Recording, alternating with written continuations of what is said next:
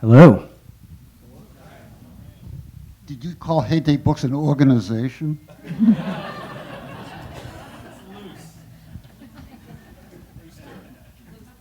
So what are we doing here, Larry? Well, Malcolm, I thought you knew. So we're going to have a conversation, and it's only a slightly artificial situation to have a chat with you here in front of all these friends, happily. That's one nice thing, Malcolm. We know all these people. Yes, this is true. So that makes it a little bit easier. So we're going to talk about a lot of different things. The promotion for this event gave us a lot of options. I think it said the purpose of life and the meaning of everything, or something like that. It was the most terrifying write-up that I'd ever seen. It had something to do with the imagination and the past, present, and future of art in California. Yeah, anyway. I thought we'd just tell knock-knock jokes. Do you have one, Malcolm? Oh, yes, I do. Let's have one. Get it over with. Also, this is my grandson Micah's favorite knock-knock joke. He's 2 years old, and he's just learning about jokes. Knock, knock. Who's there? Cows say. No, cows say moo. Okay, so we can only go uphill from there. Hey, repeated 12 times in an afternoon, it gets better. So I have a question for you, Malcolm, just to get us started. Have you always been Malcolm Margolin? I mean, that is to say, when you were a child, were you like this? And I came out of the womb with a beard. But the gynecologist was so surprised. My mother was so surprised. But seriously, was there anything in your childhood, and I guess this comes under the heading of formative experiences, that you can look back on and say, that's when I realized that I was going to be like this? Not that you can remember, I guess. Do you have another question? Hey, listen, I've got 3 kids. I've noticed when each of them was born, they were born with a personality. There was something about them that as they grew older, they developed history around that personality. I think and I've been surprised at how consistent these things are. And I think in a way I was always Malcolm Margolin. And yet I've been toilet trained. I no longer want to be an ice cream man. I think that some things have changed, and we evolve. But I think that basically I'm the same kind of character. But you used to be grumpy, right? Yeah, I was. What the fuck do you mean?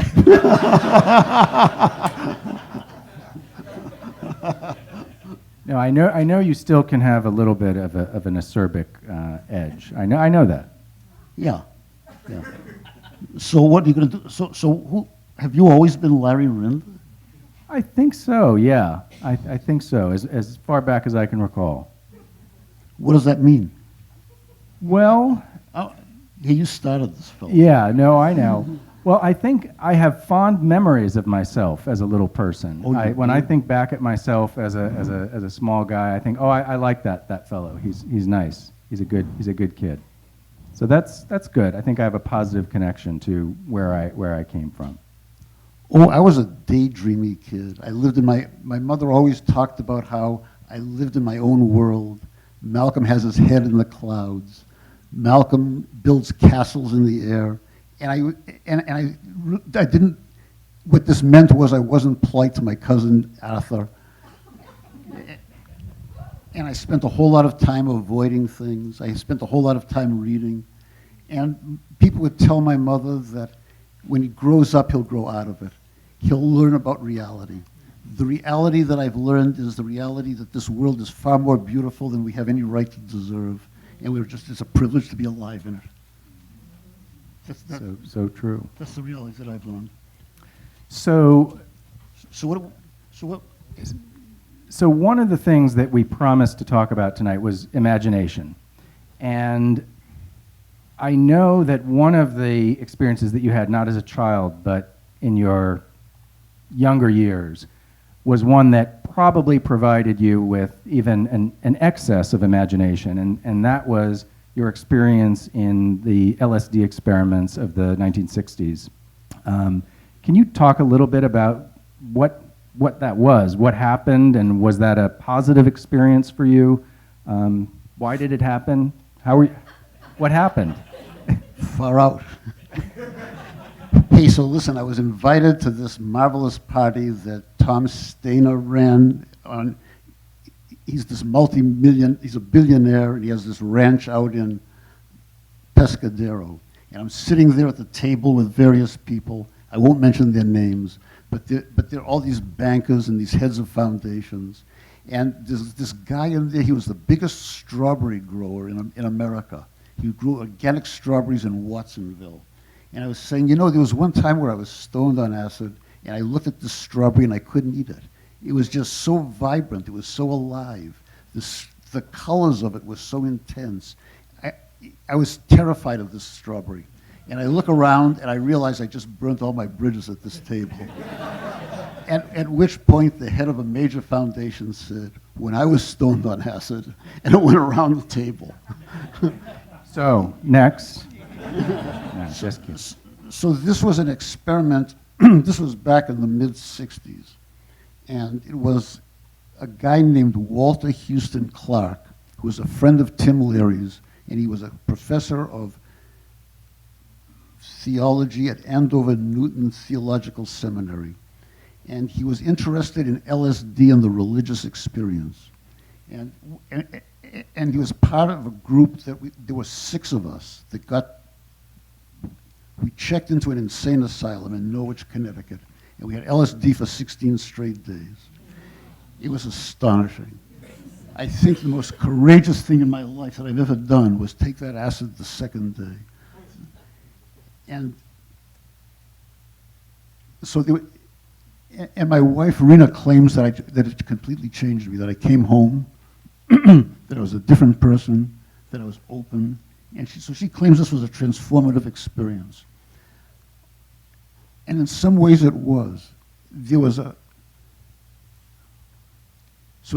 6 of us there, and there was one guy who couldn't take it anymore, and he ran away. And he jumped the fence, and he disappeared. And I always wondered what happened to him. And one day, we were living in Tompkins Square in New York, and this guy shows up at my door, and I said, what happened to you? And he says, I was tripping out so bad, I was utterly terrified, and I just had to get away. And I went, and I jumped the fence, and I went off to the train station, and I caught the train, and as the train was going through New London, all these sailors got on, and they were in uniform, and I realized they were coming to get me. And he said he was sitting next to this gorgeous young woman, and these sailors came in, and he laid his head down in her lap, and she patted him on the head and said, "It'll be okay." And that really happened. That's what he told me. Hey, listen, the 60s were different.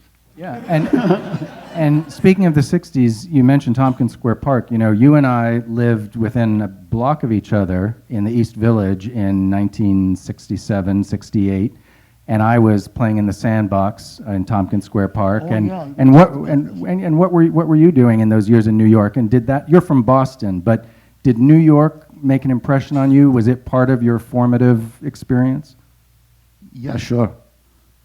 Hey, listen, it's the center of the world. I still miss New York. I think I feel more alive in New York than I do anywhere else. I love the street light. You can do anything you want in New York. You could be interested in 12th century Bulgarian beads, and you'll find 4,000 other people that are interested in 12th century Bulgarian beads. You'll find a newspaper, you'll find stores, you'll find factions. I mean, and there's something in that intensity. Sounds a lot like Berkeley. Yes.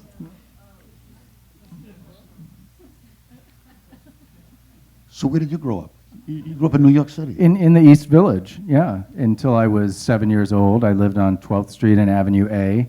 I was a tiny person. I didn't really notice much that was going on around me. In fact, that neighborhood wasn't so great back then. And I wasn't allowed to go out by myself until we moved to Connecticut when I was 7, 8 years old. Yeah. So I was my world was very limited. We lived in a tenement, and I had my 5 plastic animals, and that was it. So it was a lot of, speaking of imagination, a lot of imagination, I think, that I developed at that time, just occupying myself in that limited space. All the wonders of New York were not, really there for me. I was five years old. I understand that. I grew up in Boston. We never went to downtown Boston. That we never got past Blue Hill Avenue. Yeah. The one place that I did go as a child on Sundays, because we were not a religious family, but there was nothing else to do on Sunday. My father, who was a physicist by training, would take us to the toxic waste dumps on Staten Island. You have all the luck. Yeah. I had to go to museums. Yeah, it was very interesting. I remember loving it, but he was trying to teach us, the second law of thermodynamics, or the third, I forget what it is, everything decays. And so we'd go out there to Arthur Kill and look at the rotting piers, and he'd say, "Isn't it wonderful?" And we'd say, "Oh." So we lived next door to us, there was an artist named Al Jensen. Do you know Al Jensen's work? Very well, yeah, wonderful artist. And Peter Seltz also knows Al Jensen's work. And Al Jensen was this I knew him as an old guy, and he was from Guatemala, and he was painting squares of color. And then after a while, he began to put numbers on these squares of color. And he had a studio next to him. He was this gentle, marvelous old character. All the great artists of New York would come up to see him. And I pretended that I knew what he was doing, but I had no idea what he was doing. So one day, Henry Luce comes by and buys one of his paintings for $75,000. So Henry Luce leaves, and I come and say, "Al, what the fuck are you doing? What are all these numbers what are all these squares, and what are these numbers?" So he began to talk to me about it. And he began to tell me about how he was born in Guatemala of Danish parents. He was suckled by Mayan women, that he inherited this kind of sense of how the world works from Mayan calendars, that the colors represented this and the numbers represented that. And after 2 sentences, I realized 2 things. One of them was I hadn't the vaguest idea what he was talking about. And the second, I was having a mystical experience. And when I went to leave New York, he pulled me aside and he says, "Don't leave." He says, "If you stay in New York, you can be great. If you leave, you'll be a big fish in a small pond." So why did you leave, and how did you end up in Berkeley?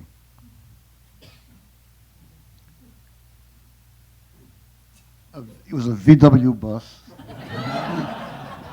in '68. So my wife, Rena, we were thinking of having kids, and she couldn't figure out how to have kids in the Lower East, around Tompkins Square. It was tough. Yeah, it must have been tough. Is that why you grew up the way you are? Yeah, I'll bet it is. I'll bet it is. So she said she wanted to go out somewhere where we could have kids in a more rural back place where kids could play outdoors. And I knew for a fact that to be a great person, you had to live in New York. So I figured, but nevertheless, I thought I'd pretend to indulge her. So I bought this VW bus for $300 in Queens, and we set out across the country. And I figured we'd visit a few places, we'd discover the truth that there's no place like New York. We'd go back to New York, we'd have our kids there, and settle in. So we got out to Berkeley, and I decided to hate Berkeley. Berkeley it wasn't New York. So then we spent the next 2 years traveling in that bus, living on beaches in Canada, living on beaches in Mexico, taking odd jobs, and they were the most marvelous 2 years. In 1970, my oldest kid, who asked me not to embarrass him, was born. Hey, oldest kid, where are you sitting? Yeah, this is my son, Ruben. Hey, so Ruben did that sculpture that's hanging from the Brower Center. That beautiful, the one in the, yeah. You've just embarrassed him. You promised you wouldn't embarrass him. I also promised we'd have a farm someday and raise animals. I promised him a pony. So So Reuben was born in 1970, and we settled into, and we figured we'd just have a baby in Berkeley. We'd throw him into the VW bus and keep traveling around. But he had different ideas. So he settled into Berkeley to stay a while. And I guess 44 years have passed. And so you developed, I guess, your sense of the outdoors and how the marvels of nature in that period, the 2 years in the VW bus? Yeah, partly. Hey, listen, are we going to have a discussion about art? Can we talk about you? Yeah, anything you want to do. But first, before we get there, I do want to ask you, you in the book that you wrote recently, the autobiography, you mentioned a fellow who you called a hiking genius, and I just love those two words together, hiking genius. Oh, Walter Pitts was tell me about Walter Pitts. Walter was the most astonishing person that I have ever met, and one of the most astonishing persons that anybody in this world has ever seen. He was an autodidact in some ways. He barely graduated high school. He was a mathematical genius. MIT hired him to be at MIT with no duties, just to be there. There's a mathematical formula called the Pitts-McCollum theorem that he developed. He was the youngest guy on the Manhattan Project. When he was 16, he confronted Bertrand Russell and found errors in Bertrand Russell's work. He had a photographic memory of the likes of which I've never seen. That other people that have photographic memories, the stuff goes in and it comes out the same way. With him, it would come in, it would connect with everything else that he knew. And it seemed like there was nothing that I knew that he didn't know. He had the most capacious, amazing mind.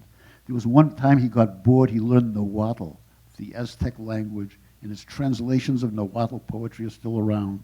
There was another time where he got bored and he learned ancient Greek, and his translations of the minor Greek philosophers are still around. He was a mathematician, and he worked in this lab run by a guy named Jerry Letvin. And I met him, my friend from high school, Walter Pitts. I was at Harvard, Walter Pitts was at MIT, and Walter Pitts met him. And by this time, Walter was in his 40s, and he needed hiking partners. And when you're in your 40s, everybody else has families, and so he got Walter and me to go hiking with him.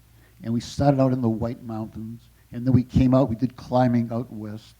And there was something about learning from him. I wish I could give everybody an experience of a mind like this. I remember there was one time where I ended up, I would take these courses, and everything that I was learning in these courses, Walter knew. So I figured I'd screw him over. I'd take a course in medieval travelogues. So I took a course in medieval travelogues, and he used to sit in a I forget the name of the tavern. There's a tavern in Harvard Square, and he'd sit there with books all around him, and he was studying at that time 19th century British politics. And I came in, he says, hey, what courses are you taking? I said, medieval travel literature. And he says, oh, you must be reading Manville. And he quoted Manville completely from heart. And I had read it the day before, and he'd read it 30 years before, and he knew it better than I did. He was utterly amazing. So it sounds like he was partly the one who introduced you to nature, but in the context of intellectual rumination. It's just you weren't just alone on the trail, it sounds like. Yeah. And he was a marvelous taxonomist. He knew every species. And there was something about the fact that I grew up in Dorchester. I don't know if people know Boston, but I grew up in Dorchester. And then later on we moved to West Roxbury. But it was an urban area. I once did something on Yiddish ethnobotany, in which there were two species of birds. There were fagels and fagela. and the fagels were pigeons, and the fagela were the sparrows. There were about 5 species of flowers. There were dandelions, buttercups, and red flowers. So, and one of my, hey, listen, this is where I got my love of nature from. So my mother would take, and she would end up, in the wintertime, we'd look out the back window, and we had this scruffy yard out there, these apartment buildings, and there was this scruffy yard, and she'd see the little sparrows hopping around, and they were bovis, they were barefoot, and she would feel so sorry for them hopping around in the snow barefoot, and she figured that they'd like some good Jewish bread. So she took a shissel, a little pan, and she heated up some milk, and she would put some good Jewish bread in it to warm it up, and she'd throw it out the window, and that bread would hit the snow, and when it hit the snow, it burrowed down into a hole, and these little birds would come looking down at it.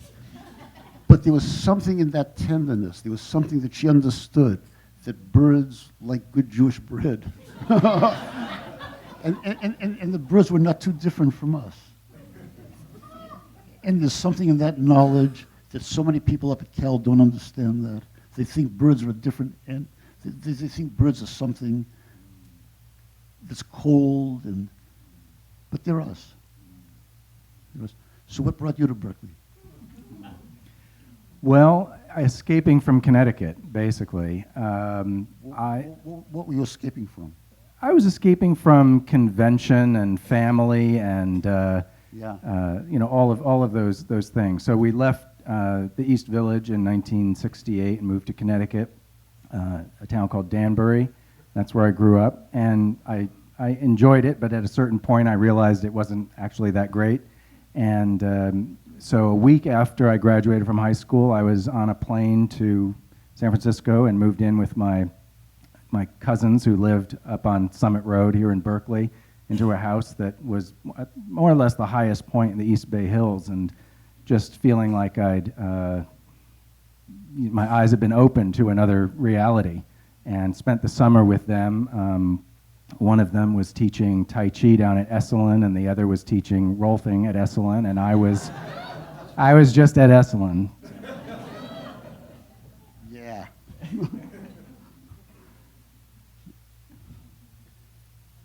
Hey, listen, do people want to hear us talk about ourselves?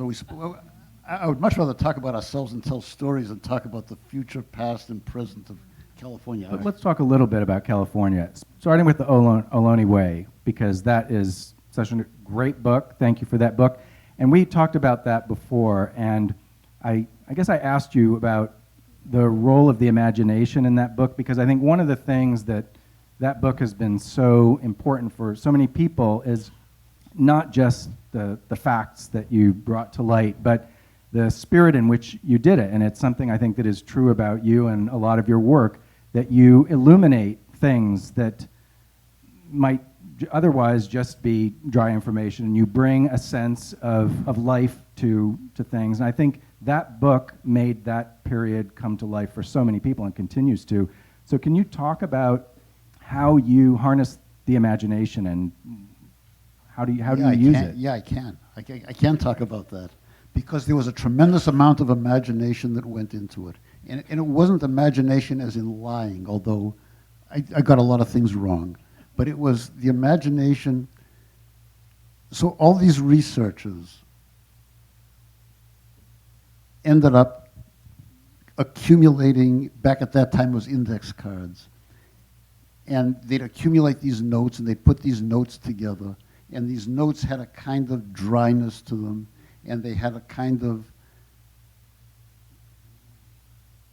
there was something about it that was so unsatisfying to me. And I tried to write an orthodox ethnography.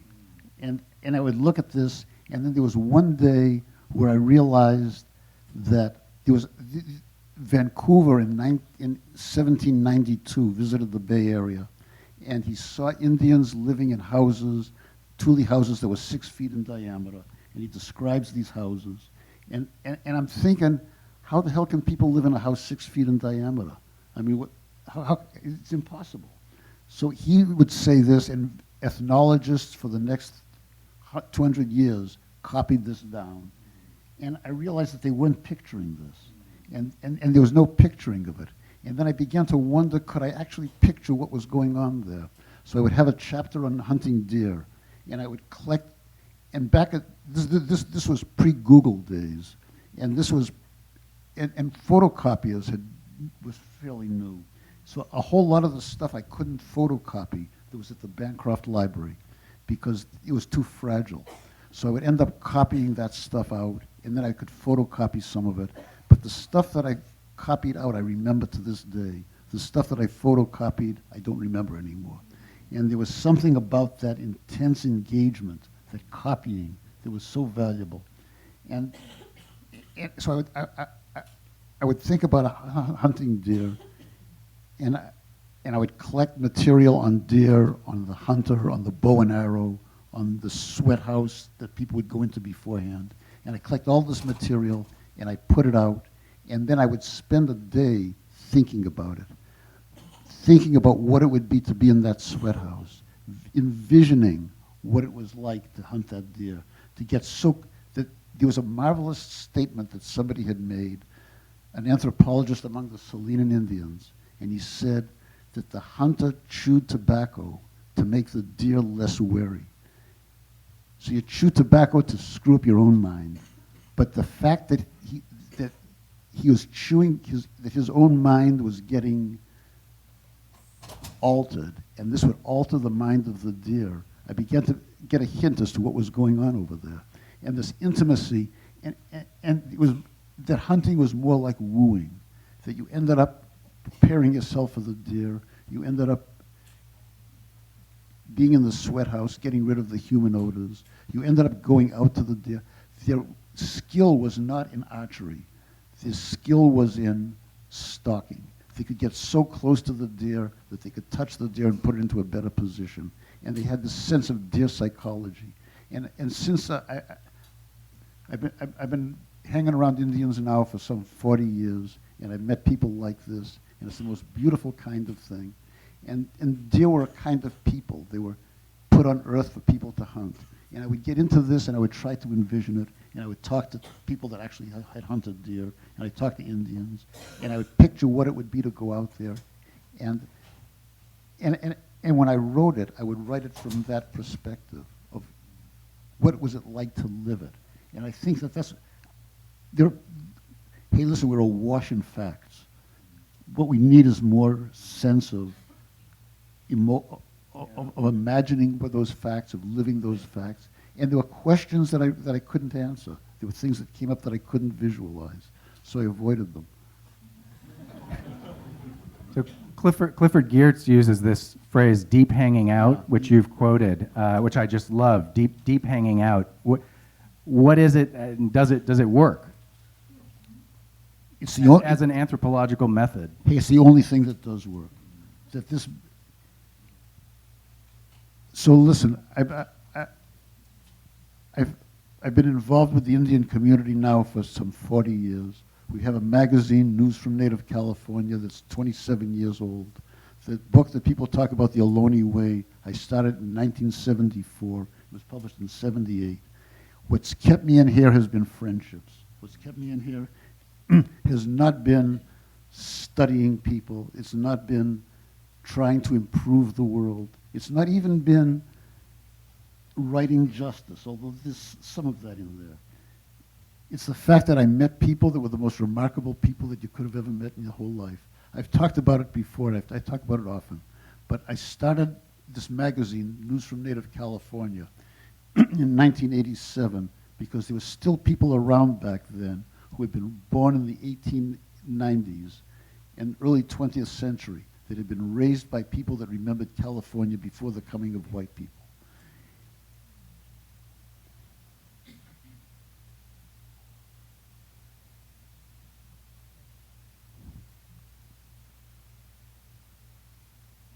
They were some of the most remarkable people I ever met.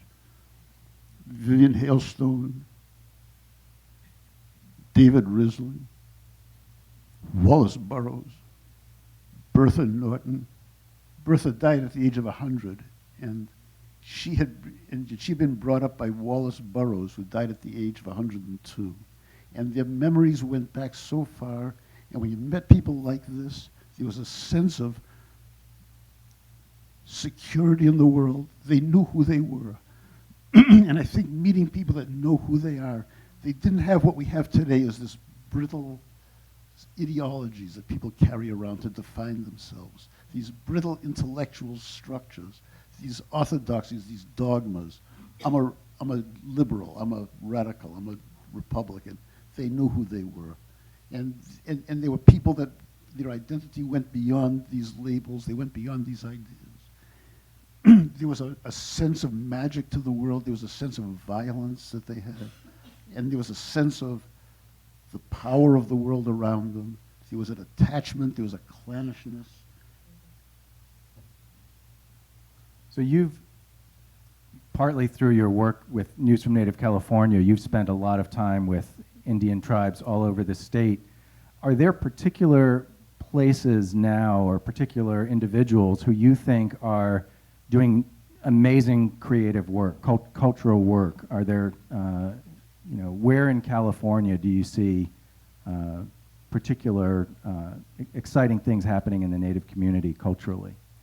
Oh, it's all over the place. So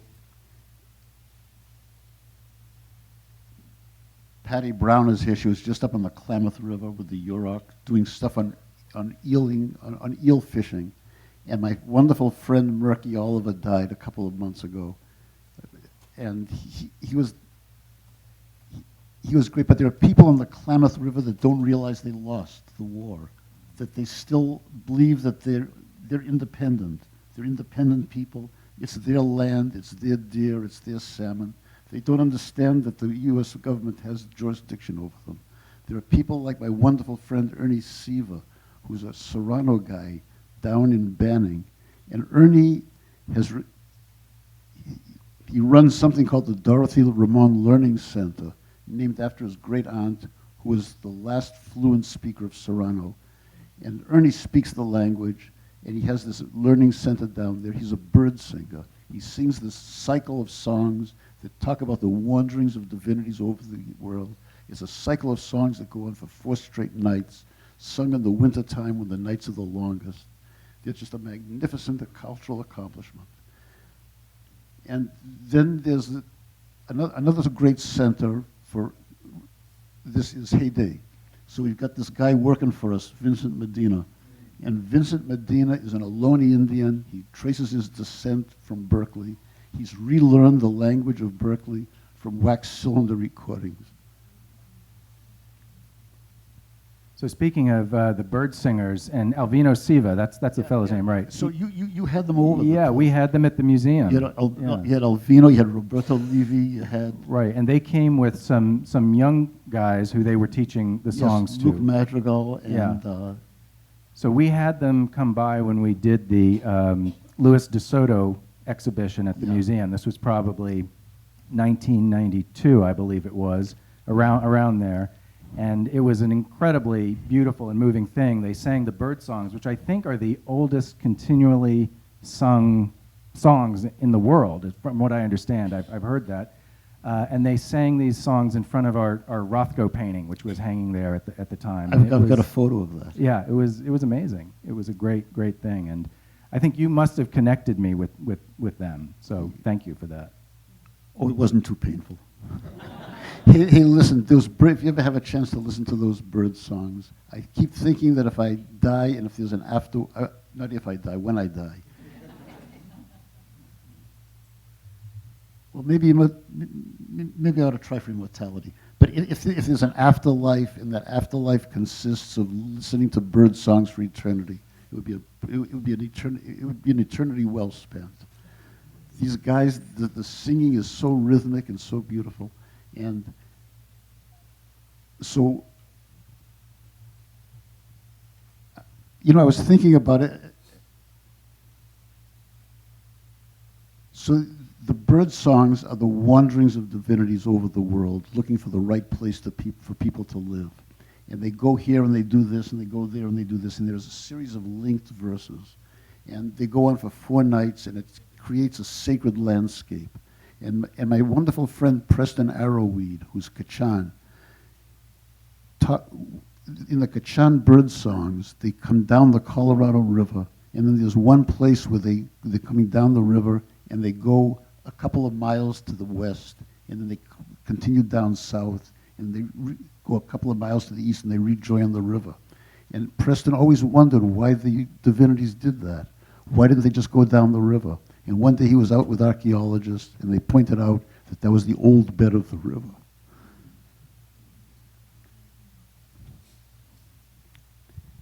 Hey, so what moves you?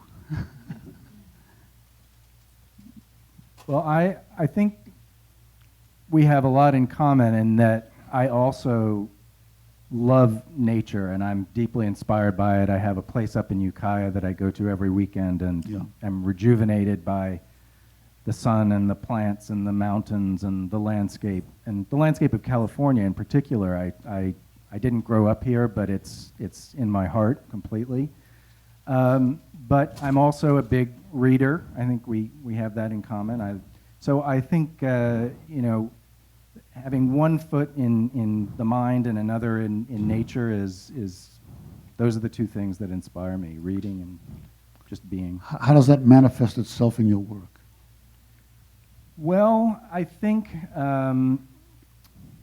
I am involved, obviously, in contemporary culture, which, as you alluded to, tends to attract a certain kind of brittle intellectualism, which is present in the art world for sure. And I think that my connection to nature has given me a place to check that reality against something more profound and deeper, and has allowed me to avoid some of the more specious tendencies of my profession, and avoided more or less getting caught up in some of the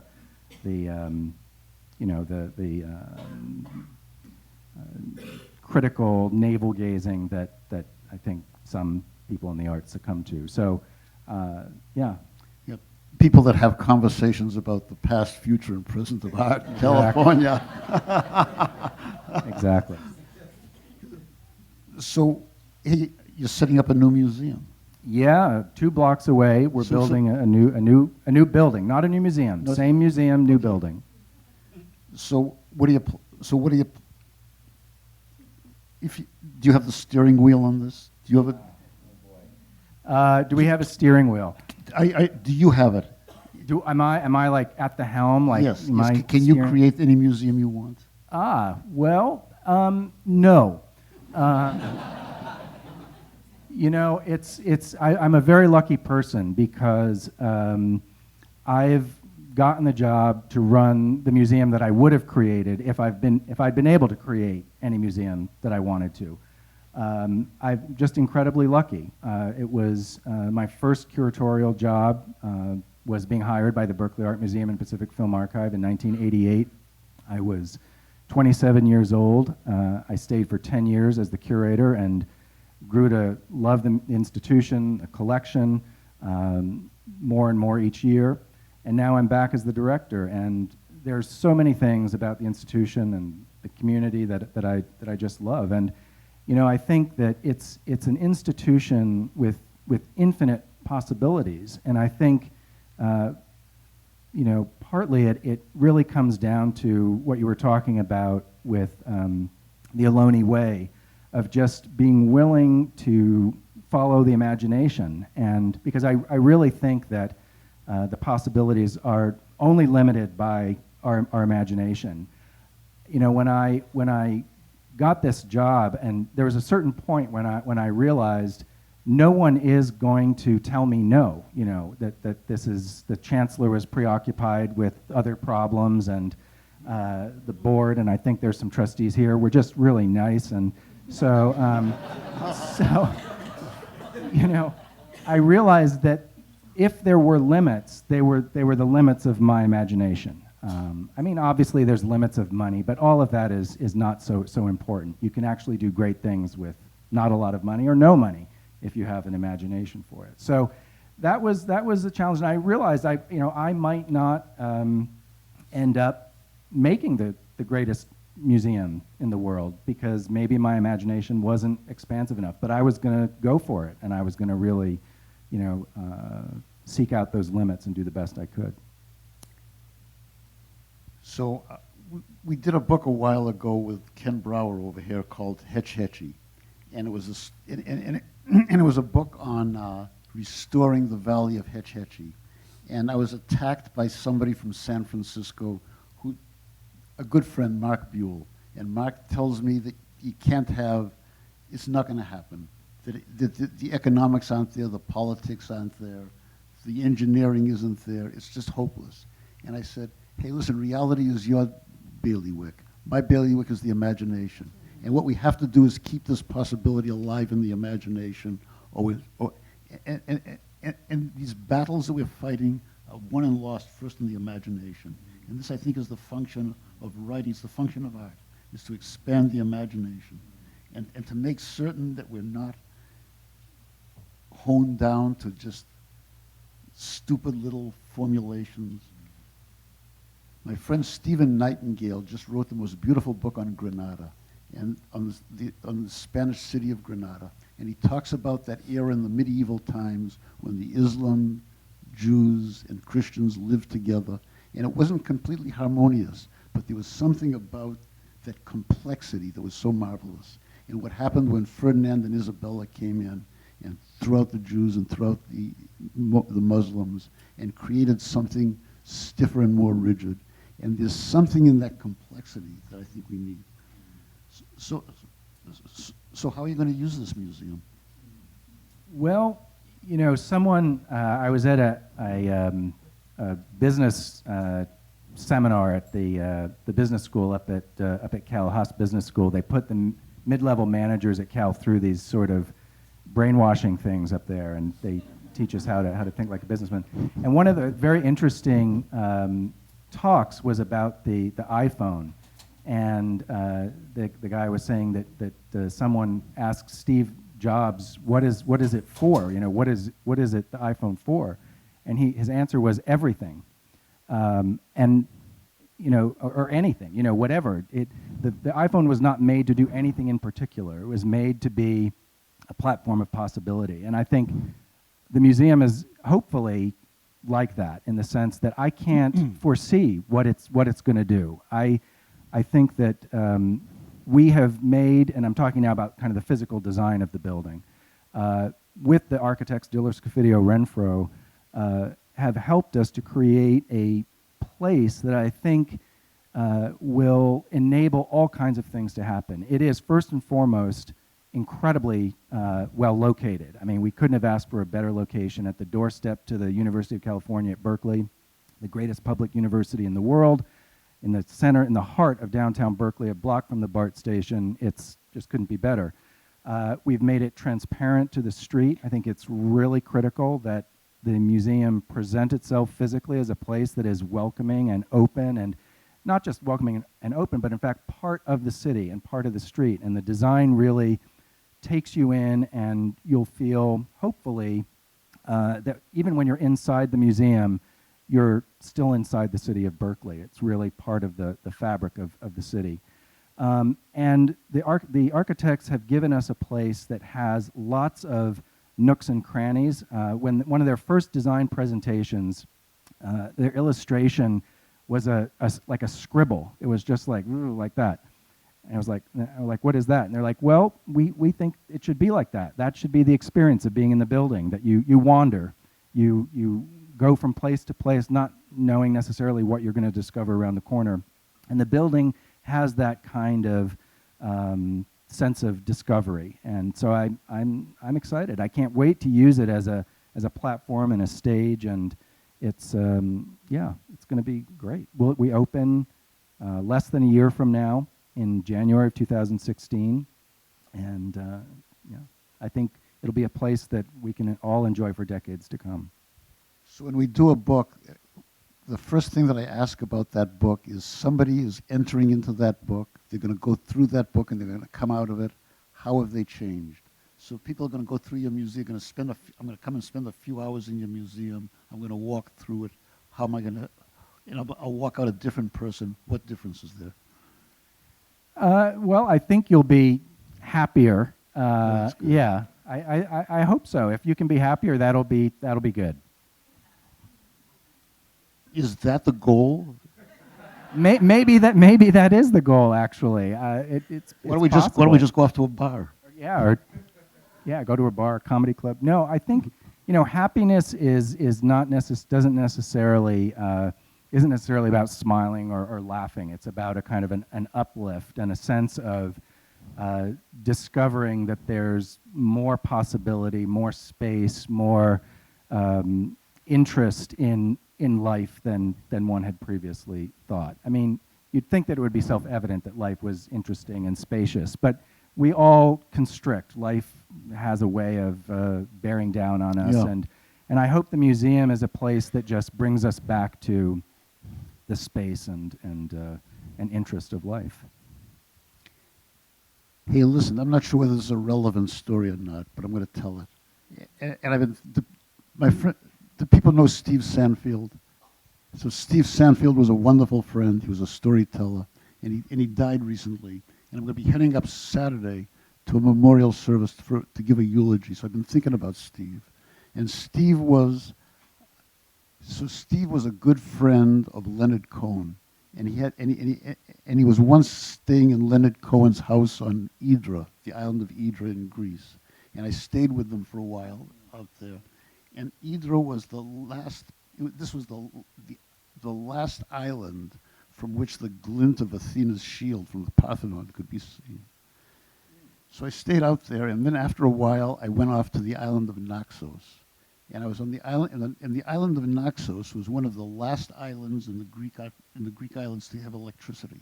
And because it hadn't had electricity until recently, there were still people playing an old kind of music that was uninfluenced by modern music. And there were a couple of ethnomusicologists that I bumped into, and I got together with them, and they were going around recording some of this old music. And it was the middle of winter, and it was up in the hills, and we stopped at a farmhouse where people were gathering to eat and drink and play music. And the farmhouse was the most amazing place that I'd ever seen. It had a stone wall to it, a stone entrance. And the stone entrance had, as you were coming through it, there were skins and herbs and boots. It was completely medieval. And then you come to a white door, and you enter through the white door, and you're in the kitchen. And it was a hot kitchen, and people were cooking and were drinking ouzo, and people were playing instruments and singing. And every so often, somebody would get up and dance. And I was so happy to be there. Malcolm from Dorchester was sitting in a place like this. And I was so privileged to be there. And I'm listening to these people, and I suddenly become aware that off in the corner, there's this young guy scowling at me. He's glaring at me. And I get uncomfortable, so I drink some more. And every so often he would get up and he'd do a solitary dance that was so filled with anguish, so filled with pain, it was heartbreaking. And he'd sit back down and he'd glare at me some more. So finally he finds somebody that can speak English, and he comes over with this person, and the conversation went like this. He says, "I've been looking at you." And I said, "I noticed." And he says, "I know who you are." I said, "Who am I?" He says, "You're a Jew." I says, "Oh shit, we're going in that road." He says, "You people live in other people's countries. You people live in other people's cities. This is my land. This is the land that I've lived on all my life. This is the land where my ancestors came from. This is the land, the goats that I'm raising, that I'm herding, are the goats that my grandparents and great-grandparents had. This is the land where my ancestors are buried. This is my land. You don't have that. You wander around. You live on other people's lands. You eat other people's foods. You live in other people's cities. I have my place. I once tried to get away. I went to Germany. I got in trouble. I got thrown in jail for 3 years. I came back here. I came back to my land. I came back to my place. You don't have a place. You're free and I'm not. And that's why I'm so jealous of you." Michael, how are we doing? Okay. So for me, this business of being an artist, it's the freedom that you have. And it's the freedom of not being, and I love that freedom. I love coming in the morning and not knowing who's going to call. I love the flow of beauty that comes through our place, the surprise of it all. I love being in other people's worlds. So And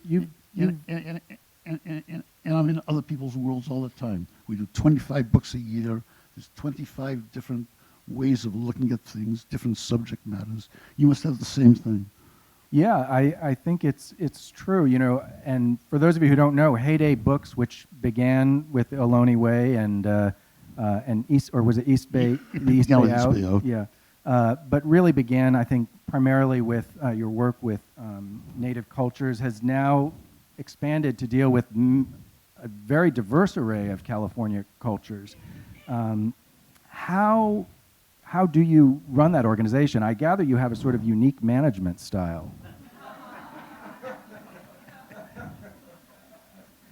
Hey, Lexi. So what, this management stuff?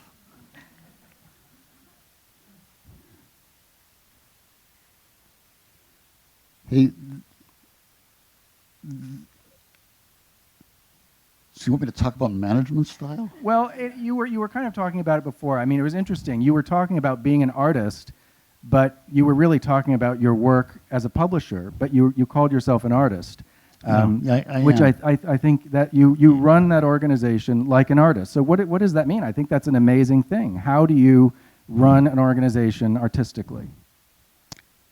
So the people that work for me, I think, are happy for the most part, that it's a joyous place, that I make certain that my job is to bring things of beauty into this place and to let, we shape the books that we do, but the books shape us. And I make certain that the stuff we work on shapes people in the best possible ways. I think that, I'm not sure whether it's inability to, I'm not a very good manager. And as we're dealing with, as the place has gotten bigger, we're dealing with certain, we have budgets and schedules, and you have to run that place on budgets and schedules, and yet the place is, hey, come by and visit. Where are you located so they can all go? Yeah, 1633 University Avenue, next to Mike's Auto Service. So if your car breaks down, you'll have a place to get your car fixed. And if your soul breaks down, we can take care of that. Hey, listen, it's been my life has been such a privilege. I just can't get over the fact that this world is letting me get away with it all. So we promised some talk about the future, and yeah, we did. And I generally avoid prognostication. You know, in my field, people are constantly coming to me and saying who's going to be a great artist or what's the art world going to be like. And I as a museum administrator and a curator, I believe that the people who know the answer to that, if anyone does, are the artists, not the curators and the administrators. So I say just follow the artists. They know where the future lies. But you, through Heyday, are involved with and engaged with so many different amazing people throughout the state of California. I wanted to ask you what aspect of California culture gives you the most optimism? Where do you think there's the most promise right now in California? Hey, I can actually, this is good. So several years ago, there's an organization called Grantmakers for the Arts, and it's a funding organization. It's an organization of foundations that fund the arts, and they get together every year for a conference. And a couple of years ago, maybe about 4 years ago, they had their conference in Taos, New Mexico, and Frances Phillips, who runs Haas Foundation, asked me to work with her on a reader. So we did a reader that these funders could read. And then she asked me to come down to this arts foundation, this gathering of foundation heads and program officers, to act as a kind of anthropologist, to hang out with them, to listen to what they had, and in the end to tell them what I heard. So I came down there and, hey, listen, we're a nonprofit, we get grants, these are all the people I wanted to meet. It was like, so there was a part of me that I just died and gone to heaven. And there were all these foundations, and I was listening to them talk. And they were talking about the crisis in the arts. And there were endless crises. And there were crises of founding, there were crises of economics, there were crises of aging of certain institutions, there were crises of art education in the schools. And I'm listening to all this stuff, and I realized that I didn't quite feel that way. That for me, if you're looking for dysfunctional institutions, you can look at our medical system, you can look at our politics, you can look at our education system. The arts are as healthy as they've ever been. That it's dispersed, that there are so many young people that are doing great things. There are so many. So we're a publisher. There are writers that are writing marvelous books. There are people that are working in publishing for less money that they can earn elsewhere because they love what they're doing. I look at the number of people that are painting. I look at my kids' friends who are artists, and they're so smart. And it's so, and people with big debts to pay this school loans that they're paying off are still struggling to be in the arts. I look at the capacity, when I judge the health of an organization, I judge it by its capacity to attract beautiful young women. And if it can do this, it's a healthy organization. And if it can't, it's lost. And that's what you told the Grantmakers? Yes. Yeah, I did. We haven't gotten many grants. But, so okay. So Michael is signaling us to shut up. So I look at this, I look at the health of this, at the health of these, and the stuff that is going on is so amazing. If I had to look at one place where I could talk about encouragement, it's the people that are into the arts. And do you feel this? I do, and it's one of the wonderful things about working in the museum, as I'm surrounded by that kind of endless sense of possibility, and just people who are driven by something other than money, and that's they can talk about beauty, they can talk about it's unbelievable. Anger, they can talk about rage, they can talk about emotion. So I find the arts really healthy in this. Do you agree, Susan? Yeah, so this is Susan Cervantes of Precita Eyes. She's a muralist from the Mission District. And there's several artists around here that... Hey, why don't we take some questions? I think that's a great idea.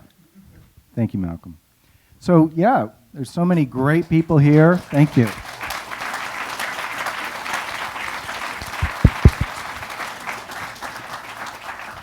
Great. So I just want to let everyone know we're recording tonight, so if you would use the microphone for your questions, just so we can capture it all. Anyone want to start? Yeah, right at the center. And then back there. Hello, and thank you so much for such an intriguing conversation. About your hope in the arts and seeing so much beauty and vibrancy and passion and the room for beautiful young people of all genders, I would say. I think the arts do attract that. And my work for the last 4 years is really centered on that, kind of as young emerging artists are getting out of college and beginning their life in the professional world. And I just wanted to pose this question because I think there's a bit of an expectation that artists should suffer for their work and that they shouldn't be compensated. And I am the least business-minded person probably in this room anyway. But it's been very sad for me in some ways, and I don't think it's a crisis as much as a beautiful place for us to begin a new conversation about what artists should be, how they should be supported in our society. And so I just wanted to hear that from you guys because you have this beautiful world that you live in, and I love it, and I'm so grateful for it, but a lot of young and middle-aged artists really have to make a decision between lifestyle and continuing their practice. And so I just wanted to hear any advice you might have, how do we support each other and how do we move forward in that? Thank you. Well, I think part of the answer has to lie in the entire community recognizing, or maybe not the entire community, but a significant part of the community recognizing the value of the arts and really wanting the arts to remain and to thrive. And in my experience, at least outside of a major commercial center like New York or LA, where artists can expect to survive on gallery sales because there's a market for art.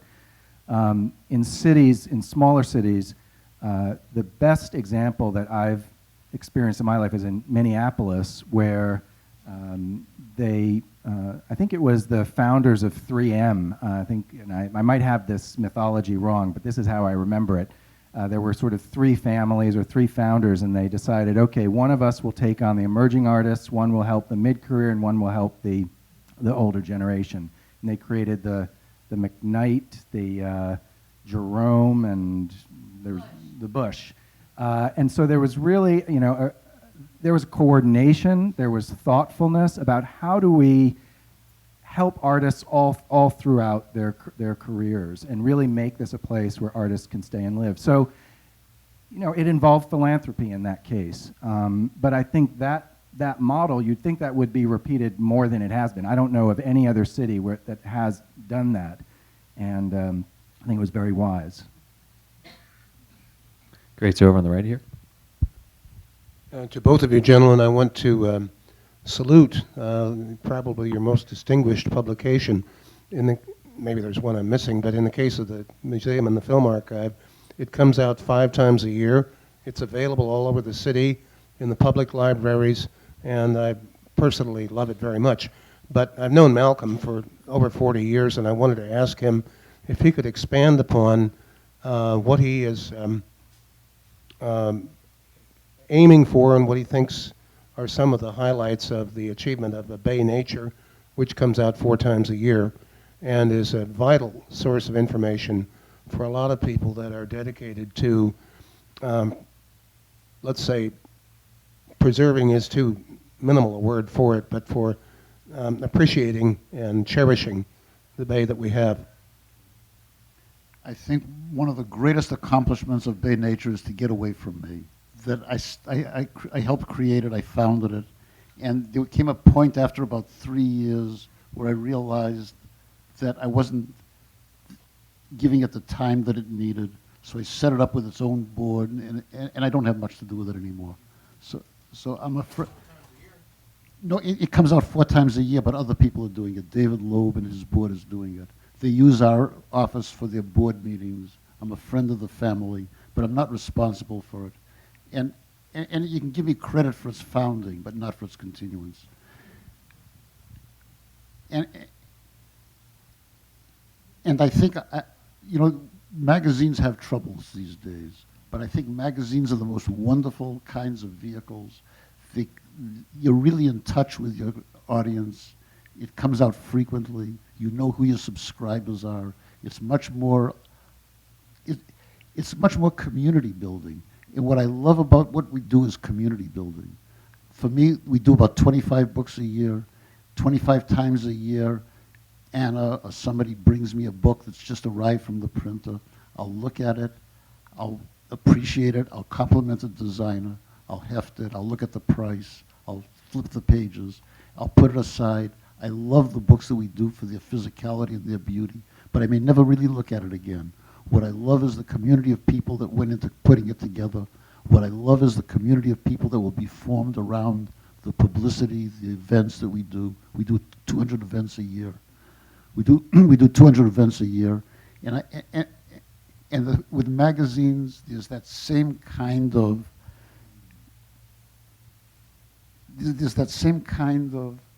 community building in a big way.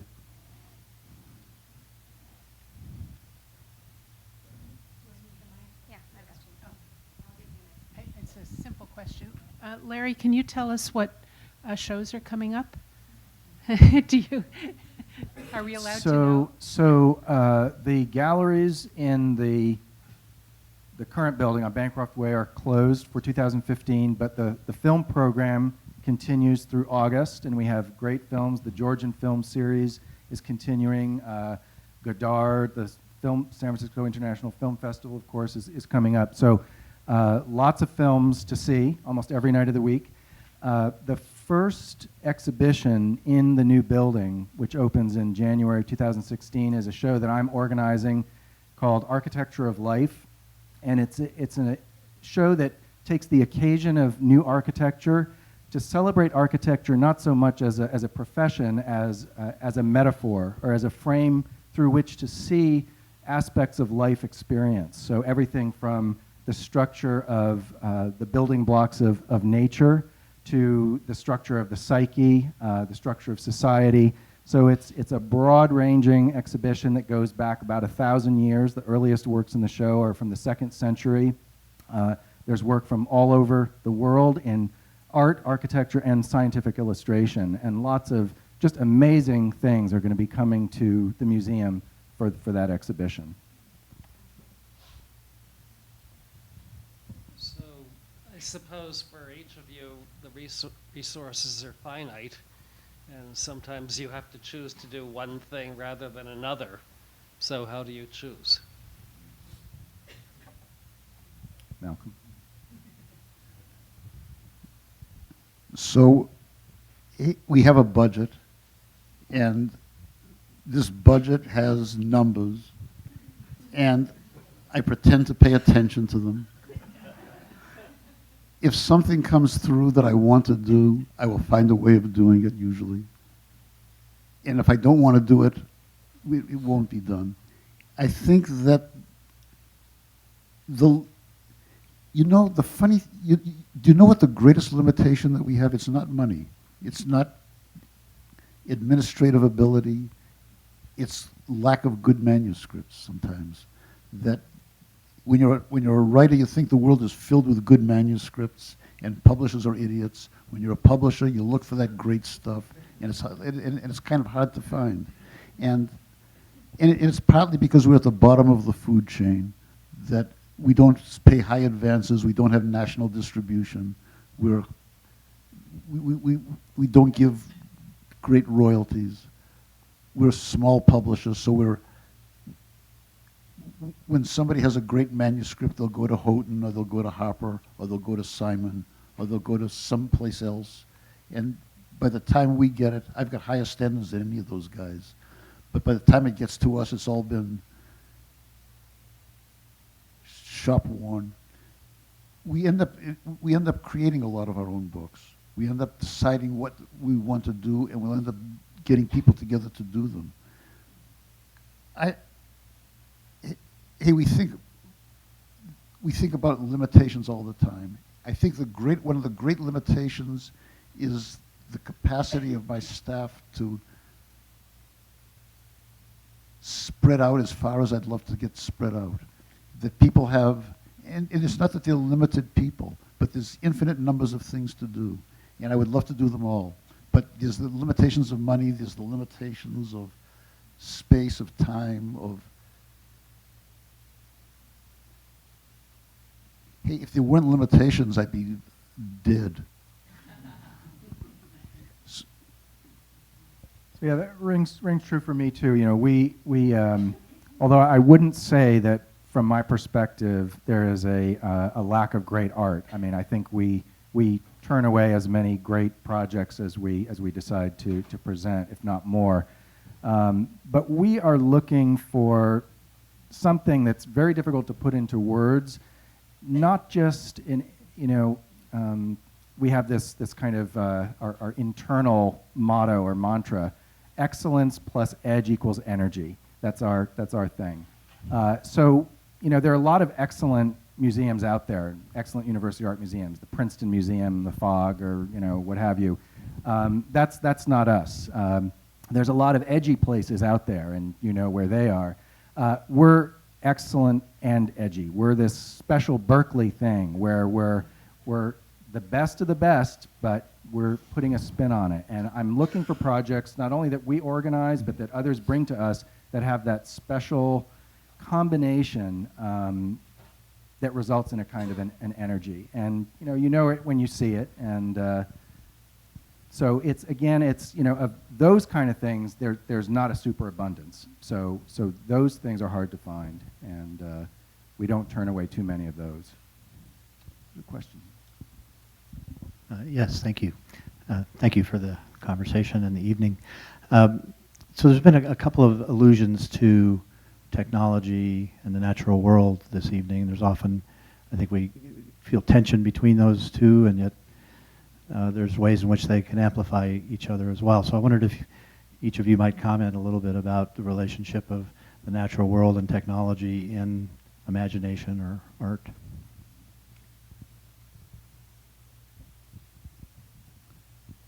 So I'm now going to comment on technology. I could comment on management just as well. So it's a remarkable world that we live in terms of technology. The stuff that's available on Google is absolutely stunning. And what's happened in books is that the computer has taken over the conveyance of information. Anybody that wants information today goes to the computer. They don't go to books anymore. And books have been, in a way, and people have been telling me that books are dead or dying, and that, and it's been compared to, they tell me it's like a manufacturing buggy whips. And the illusion is that when the automobile was taken over from the horse, that people that had livery stables, that had horseshoers, people that were making buggy whips became obsolete.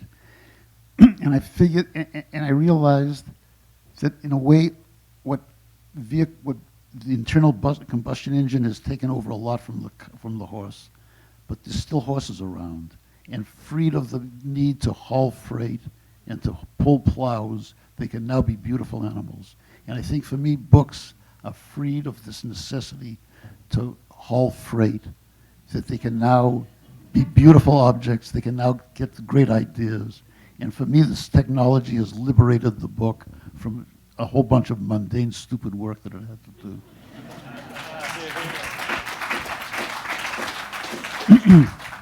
That was well said. So I think for me, the technology, sort of computer technology, is probably a net negative for me personally. And as soon as possible, I'm going to disconnect and not have anything more to do with it. But from an art perspective, I'm agnostic about it. I think that it has as much potential as the paintbrush. I think artists can do amazing things with anything. It's just another medium. So I think in terms of our society, it's not so great. But in terms of art production, anything is possible. All right, so how about a nice round of applause for our guests tonight? Thank you, guys.